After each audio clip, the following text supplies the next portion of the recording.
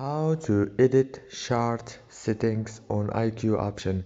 Hello guys, in today's video I'm gonna show how to edit something in your chart settings in easy fast way. So first thing we do, we go to IQ option right here, and then this is the home page.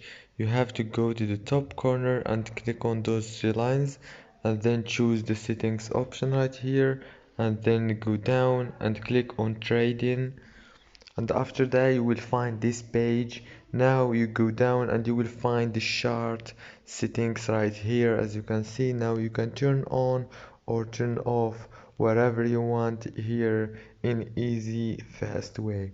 And that's it for today's video guys. If this video was helpful for you, please don't forget to like and subscribe, and thank you so much for watching till the end. See you in the next video.